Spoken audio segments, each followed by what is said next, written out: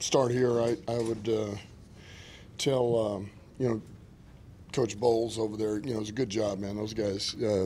Once again, it's our third match with them, and they go all out over there. And once again, just play, give you everything they've got. It's an unbelievable competition, and so congratulations to those guys the way they played. That's one. Two is, I asked for improvement from last week. Was the story. And we did improve. And their coach cost them. Their head coach cost them this one. So critical error into half, and 100% on me. We improved. There's areas we got to continue to improve on, but it's not okay. So anyway, we fought. We got down there. Certainly offense, we double up in yardage. We get down the red zone. We can't get, TDs. And that was kind of the story of the game. Defense, I thought, played lights out. Gave us two shots there at the end of the game, and we just couldn't finish it out. And we hear you taking the blame here for half. We hear you, in the halftime interview, the same thing. Could you maybe just elaborate a little bit on the mechanics of the operation? Yeah, there's nothing that is going to make any sense to anybody. There's no way to justify this. It's a massive error on my part, no one else's, and it was just between hurry up field goal and clocking it, and it was 100% my fault, 100%. And that's why we have guys on the field. We're trying to clock it, and it's just it's one of those things we work over and over, and we're good. We've been good. We do everything, and then I mess it up. So. Yeah, I know you want to watch this film, but 1 for 7 in the red zone. Just watching it live, what was the issue there? Why did you guys struggle so good last year? Third in the league, and that's been kind of an issue here to start the season. Yeah, I mean, look, they do change up their coverage a little bit, which we knew they would. They do a good job. There's a few things they hang their hat on, and they played one particular coverage and really pushed out to the flats on some things, and they buzzed pretty hard under some routes, and and so we just never felt real comfortable, and then once you get out far enough, you end up in these third and longs down in the red zone, and it's just, that's where it gets pretty hard. You start getting up there close to the 10-yard line, and it's hard to throw it from there with what they can do coverage-wise. So we couldn't quite get in a rhythm. We couldn't get in a sync, and ultimately it hurt us. Winfield out at the end of half there at the, I think on the rock up, that was about 11 seconds left. What is the cutoff? When do you clock it versus run the field goal team out? Yeah, well, pre-snap, it's 18 seconds before the clock starts. And then if you're just saying pre-snap, offensively, it'd be 14, 15 seconds. If you need to push it, you can go 14. And with the injuries on their side, Winfield out, Vea going out, is there a level of frustration that you guys weren't able to accomplish more? Man, well, yeah, it is. You always, you feel, hey, their starters are out in this area. And Winfield's a hell of a player, believe me. For him not to be in there, because he's a headache. But, I mean, how many guys have we had out the last 2 years? And the backups step in and just kick ass. And it's like, man, this league, there's so many great players in this league. And it's why you get coached to do what you do. And I think a lot of times you actually pay a little closer attention to those guys because you want to help them. If you're that coach, coordinator, you don't want to put them in a compromising position. You allow people to help them a little bit. So, and so, yeah, of course we'd like to do more, but the bottom line, you just got to win. You got to find a way to win. And it doesn't matter if you got all your starters. It doesn't matter if you got all your backups. You got to find a way to win. Coach, they were talking over there about, this is a big win for them and what happened here last year. Yeah. Could you talk about how there's not only that revenge factor with teams like you played the playoffs last year, but pretty much everybody who's going to play the Lions, it's going to be a big deal for them to win against them, which wasn't always the case in the past. So you're going to get everybody's best game. Can you talk about how that makes this year a little different? Yeah, I mean that's something we talked about as a team going in this year. That was, we felt like we kind of crossed over into this threshold, this new threshold of, all right, we're perceived as a team that is finding ways to win. We're pretty tough, physical. We play a certain way. We go to the NFC Championship game, and so, that's a notch in your hat, man. You know, you do that, and that speaks volumes. I mean, we're going to Arizona this week. That for them, that's going to be a huge win. You know, they find a way to beat us, and so they're going to have plenty of motivation for that. But we talk about it as a team, and we know we're going to get everybody's best, and that's a good team there. You know, it is a good team. And I know they got players out, but it is a good team, and it was a good team last year when we faced them twice. But that's the bottom line, and really all these games are going to come down to what just happened there. You know, it's going to come down to the end of the game a lot of times. And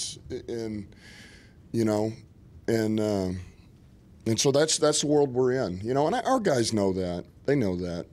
Yeah, let's think about Jared Goff a little bit. A couple of interceptions, the first play, and an interception. How do you help him get back on track? Yeah, Goff does a great job. He'll rebound. I mean, you know, he'll rebound. You know, has he played better? Yeah, he's played better. But I know him, and he never stays down. He's going to be in immediately. He's going to look at it tonight. He's going to come in tomorrow, and he's going to take ownership, and he's just going to be better. That's the way he's wired, and it's what makes him who he is. And so that's it. And once again, man, we just, you know, everybody around him, we got to help, you know, and everybody do your job, and everybody's got a role on the team, and we all kind of help each other out. So he'll get in a rhythm, he'll be fine, and we got plenty around him to help as well. Another 4.5 sacks as well.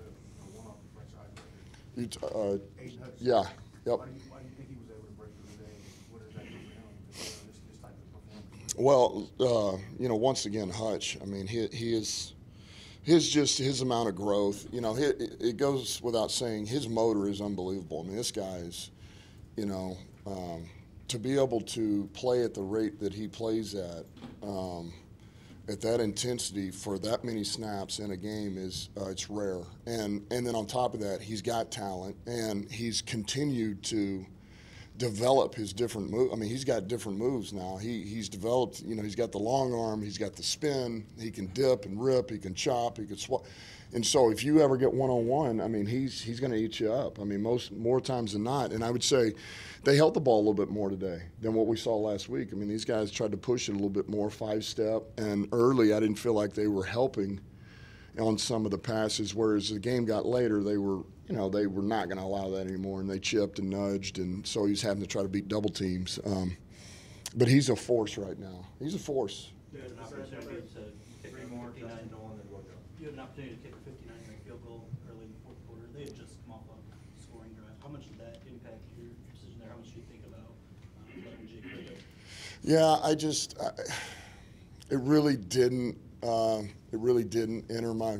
I mean, it was, yes, there was a thought, but not enough to sway me. Like, I just felt like, man, the best thing here was, you know, we need to green light this thing and get down there and find a way to score a touchdown. And you know, I just felt like that's where we were at with it. And you know, our defense was playing good, but you just felt like this game we were just about to cross over into, you know, high performance. You know, the next first down, the next offensive, we were about to just take off. You know, and this thing's gonna end up in the end zone, and it did. We got propelled to the next one, but then we could never, you know, get in the end zone. So I just felt like the thing to do there was to see if we could score a touchdown. That was the one you punted on, he's talking about, I think, right at the start of the fourth quarter. Yeah. When you punted, you didn't go for it on fourth down. Yeah, what was give me the down and distance? It was 4th and 7 at the. You want? Well, I didn't go for it on 4th and 7, did I? No, Right. I think that's what he's asking. Yeah, what are you asking me? I'm sorry. Why did you not kick the field goal instead? Try. Oh, yeah. Listen, that was something. I know that was a long field goal. Yeah, we let Fox punt it in there, right? Yeah, so that's something we kind of talked about this week was they got a pretty good punter over there. Man, if we get in one of these, I would rather use Fox, man, from the time we started in spring. Let's get in there and let's try to kick it inside the 10, pin them, play defense. I'm sorry, that's what that was, yeah. Felt like we had enough time. We had probably a couple of possessions left before that was how I felt. Quiet game for Sam Laporte. I'm just wondering what you guys lose offensively, especially in the red zone when you're not able to get him the ball.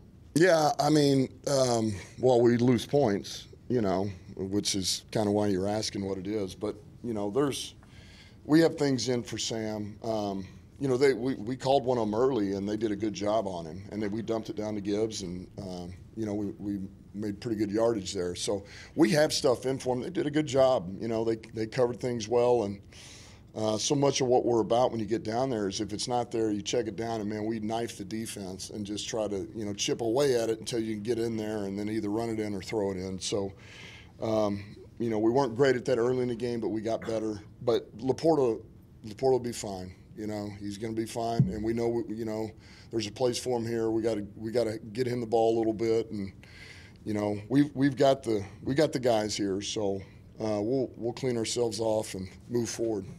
Last one. And you focus on the field goal mishap, and I'm sure everybody else will as well. But you controlled the game a lot of twice as many yards, twice as many first downs, seemed like twice as many opportunities.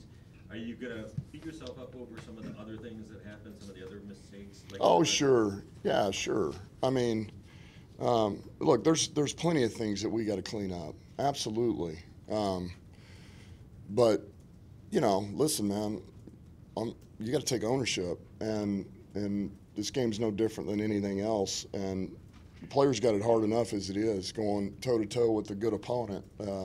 To have to overcome whatever that is. Could be calls, could be coaching, could be whatever, and it's too hard. So that's the bottom line. But, yeah, there's things we got to clean up, and they will be acknowledged. And listen, we got the right guys here. We'll clean it up, and we'll move forward. Anything more than cramps for St. Clair? No, he's all right. I think, you know, I don't think it's anything long-term. So that's good news. What about Ennis too? Yeah, it happened in pregame. You know, it's a little hamstring. I don't know. So that happened literally 4 minutes before we had to turn in the inactive. So we were up against the clock. But